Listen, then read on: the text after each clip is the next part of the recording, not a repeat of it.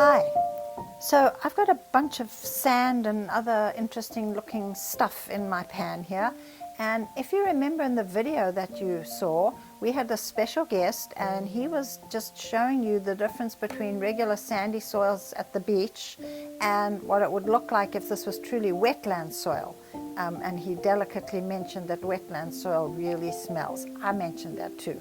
Okay, this soil doesn't smell because this is neither true beach soil and nor is it wetland soil, but it is soil from our house, and so outside the house. And so what I want to do right now is just show you another fun, easy thing you can do inside to stop you from being bored and thinking you've just got to play video games.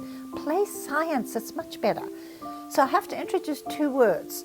I want to introduce the word biotic and abiotic. Now I'm talking about ecology, and things in an environment that are biotic are all the things that are living things or once living things. I know my students always say, well, what about a shell of something that you find on the beach and the something isn't in it anymore? By the way, the something's called a mollusk.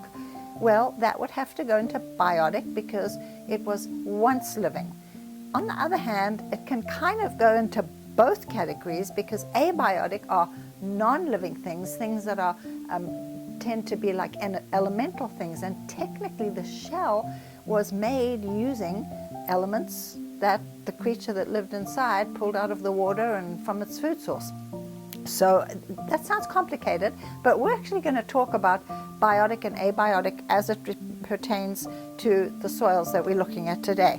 Now, I would just say that most people and most textbooks will break biotic factors in an ecosystem or an environment into three categories, 1, 2, 3. And the first one, you know this name, you know the name producers, okay? And I'm going to show you some producers in this in a minute, but a much more proper, that's not good English by the way, a proper or correct scientific term for that would be autotrophs, not automobiles, autotrophs. Okay. So that's the first one, producers. Well, you know from what we've learned in science that the next thing up on the scale, if you're doing a food chain or a food web, is going to be a consumer. And that's the easy word. So what's the science word there? Heterotrophs. You don't like that? It's a good word. You need to learn it. Heterotrophs. So now we've got autotrophs and heterotrophs. Is there anything left? Yes, because in our biotic environment, we have those things that we call decomposers. All right, decomposers. But is there another name for them? There certainly is. Detritivores or detritivores. Detritivores. And by the way, on the beach, all those little chocolatey looking things is detritus, and there's some things that eat that detritus. It's not chocolate sprinkles for your cakes and cookies, by the way. Okay, great. What are decomposers? Well, you probably all know about worms, and you probably all know about some ants, but did you realize that flies are as well? Crabs are as well. You could put, you could put cockroaches. Oh, gross. Isn't that just too gross for words? You could put cockroaches in there, okay, because they also help to break things down. And flatworms, which is, we don't see a whole lot of those too much around here, but you know, you go looking for these things and you can find that. There's a whole other list, but that's enough for now. Okay, so what do you need to do this lab? You need some soil. If you live in an apartment and you can't get to a yard, you know what? You probably have potting soil, or maybe you have a pot plant. Now, you got to do this when nobody's looking, but all you need is like a plastic spoon and then a paper plate. These actually are styrofoam because I didn't have plastic and I'm not going shopping.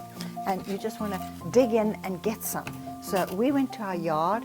We don't have one of those fancy alga things like our special guest had on the video, and I couldn't dig down 12 inches this time, sorry, but I just got what I needed up close and personal. So I'm first going to take a piece of soil right here, and it's okay to use my fingers because it's just soil.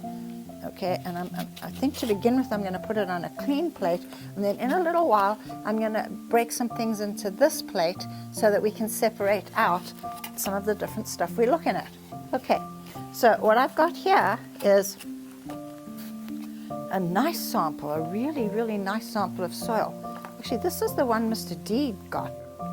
Okay, so even before I start breaking this down, can you see that there's stuff growing in it? I might have to put this back and water it. I mean, this could be my grass here. Okay, so, you know, I'm going to be real careful and put a little bit of this, break it up take it apart just a little bit, like that. All right, it's not too hard. It's kind of cool. Oh, look at this. That's the roots. So you can see the roots in between. Wow. All right. So what if I said the biotic, remember what that was? Living. Okay? And then I'm going to label this one abiotic. A in front of a word in science always means not. So abiotic means not living. Biotic, it's living, from bios, life. Okay, so here we've got this one that I'm digging through, and it's going to be kind of hard because where do I put the roots? Well, maybe I need a section that says both. Okay, I don't think I can separate those. So I've got a section here that says both. And you know what's interesting? God's world is connected. It's really hard to just get stuff that's in one category or the other. So look at this. I'll have to put some of the both in here because it's stuck to the soil. But what's soil made up of? Well, that's a good question. Maybe an earthworm made this because we used to have an earthworm farm. Yes, we did. Yeah, it lived in the kitchen. Mom, it's okay. It's science. Okay, so I can put that there, and then you can see that I've got all these roots which are living. Now, I could pull one out without damaging it too much, maybe, and I could put one of these over there purely in the biotic. But you get back here, because soil, the rest of soil, might be a lot more biotic things, because it could be broken down vegetation, you know. It could be all of that, or it might just be teeny tiny little stones that have been pounded by erosion and all kinds of things. Kind of hard to tell. All right, look, I can separate that. There's some sticks, which must have come from a plant, and so for sure, those are biotic. Okay, now, I love the fact that over here, I've got growing things. Okay, I think what I should do is get out my dissecting kit here, be a little bit easier, because I've got these tweezers, and I think what I can do is yank out a few things with my tweezers. That'll make things much easier. And of course a poking device, but I know you all don't have one of these at home. It's a good Christmas present, by the way. It's a little late for Easter. But you know, these are good poking devices as well, and these can be good poking devices. So I just wanted to show you that you don't have to have fancy tools. I'm just going to do it now because we're trying to make this look cool. Okay, so here's what I'm going to do. All right, we've got these things. It's a mixture of both, and I'm trying to pull out a few things that are just the biotic things. So here are some excellent examples of little things growing in the soil. Would you look at that? You know what? That's just too cool. There we go. In fact, if we can get another one out, we might in a little while put it under the little field microscope that I've got there. Here's a big one. Oh, this even looks like it's got seeds on top already. So let's remove all the soil, and there it looks like it's some form of a flower. I'd have to get it up close, or just the little seeds already. We'll check it out under the microscope. I'm going to move this one aside, and by the way, you don't have to have fancy science equipment to put things on. I mean, this is a baking tray, and this is a second-hand, already used aluminum pan from the kitchen. I don't know why I said aluminum. Mr. D and I know that it's aluminium, but anyway, just so that you understand me. So let's get our next one out, and what I want to do with this one is I want to look at the stuff over here, which is sand. It came from underneath where we used to have a swimming pool, and normally I would say that this is probably mostly abiotic, but honestly, without putting it under the microscope, I'm not too sure. Uh-oh, see, who knows, was that a piece of plant? So what we'll do here is we will move it around a little bit, okay, like this, and see what comes out. Now, you can see little shiny bits maybe. So I'm sifting through this. There's nothing obvious growing in this. which doesn't mean there isn't something in here.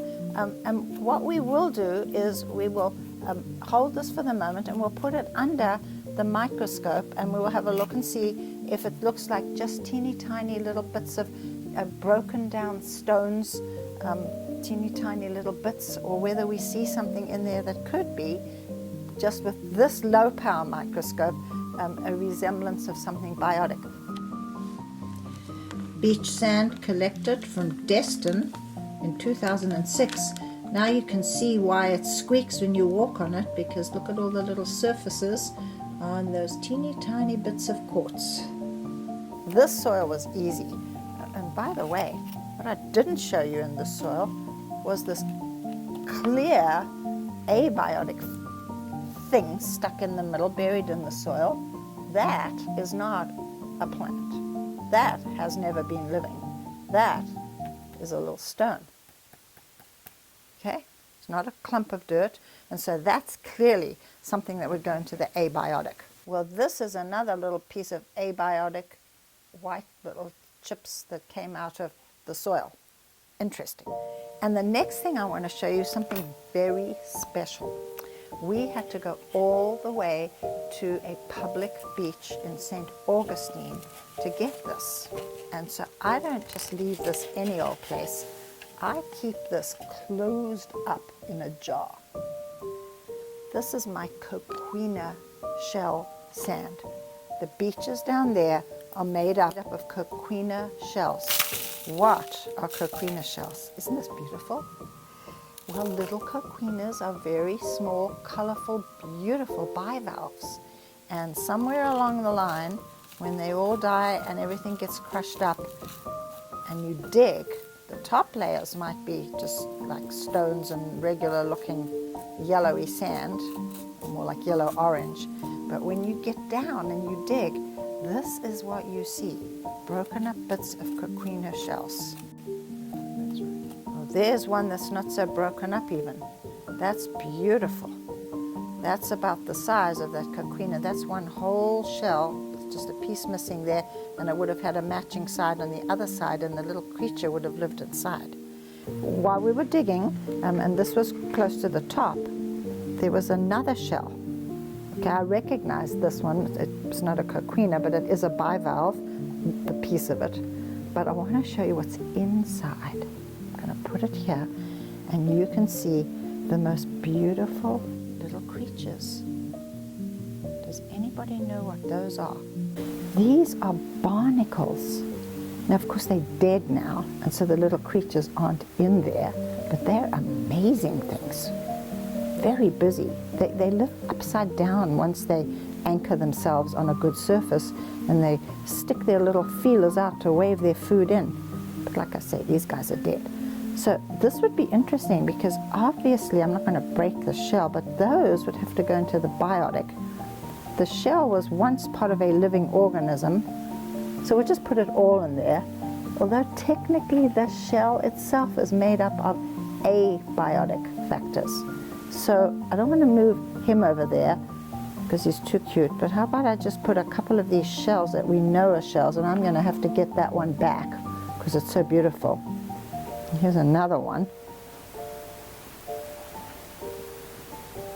When that was whole and living, please know that a living being was in there making the shell, so all of that would have been there. So I tend to say put the shells into the biotic because it was once living, but I'm just clarifying that I understand the actual substance of the shell itself was made from abiotic factors. Now we are going to start looking at some of these things under the little microscope. It's my personal field microscope that Mr. D and I keep in our car, so that anytime I want to whip it out, I've got something that I can use to get up close and personal. First I'll put my coquinas down, and then I'll get this ready. This is from the island of Croatia. It's actually from the Brac island of Croatia, which is pretty famous because it has this horseshoe-shaped beach, and you actually have to ferry across from one part of it to the other. Not that I've been there, but some of our students have, and we love collecting sand. When we die, our kids are going to have funny things to clean out of our house. The beach is known for its white stones, and I not having been there, I don't know if they're huge or whether it's just lots of composite little ones like this one, but it's beautiful. Well, this is just absolutely beautiful. If you look at it just in your hand or just on a plate, it just looks grey, but when you see it underneath here, it's just a composition of absolutely beautiful, teeny tiny little coloured pebbles, stones, tiny little broken down bits of minerals actually. And this comes from New Zealand, South Island, Farewell Spit. No, we didn't go stealing things. This happened to collect in Mr. D's boot. The collection of sand in his boot came after climbing, yes, I did say climbing, 100-meter sand dune. We were ordered to do this and then scoot down the other side. I think I felt guilty the whole way. I want to just remind you, a spit is similar to a sandbar, but when it's joined to the mainland, it's called a spit. And this one, this Farewell Spit, is the biggest spit in the world. Well, that was fun looking at some of those things, even under this microscope that's not very powerful. And that's something you all might want to save some money to buy, because it's a marvelous little tool for just seeing God's world up close and personal. Now, this is what I want to say. Why did we stick this into the middle of all these other things that you've been doing?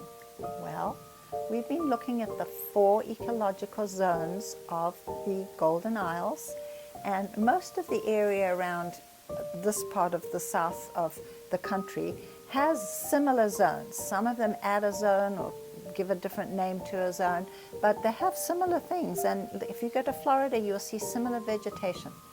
But this is what I want you to know. Nothing is just purely that. Everything is connected to other things. You go to the beach and you're going to see living things in the beach sand. You're going to see biotic and abiotic. You're going to see a mixture of everything everywhere you go. So I think this is my challenge. It would be good, and I do mean this, if you guys would put away all of your devices and just gaming and start looking at God's world. The big things are obvious, but the small things, whoever would have thought that these little clumps of dirt would have had gorgeous living things growing in them. And you could see how beautiful they were when you looked under the microscope. Ask God to reveal His fingerprint to you through His world. I'm telling you, it's not in these devices and it's not in your gaming. It's all human stuff. And that is designed to keep you so busy and agitated that you don't have time to spend meditating on God's world and meditating on His word. So have a great day. Change your habits. If the coronavirus has done anything, let's assume and let's ensure that it's helping us focus more on things that have eternal value.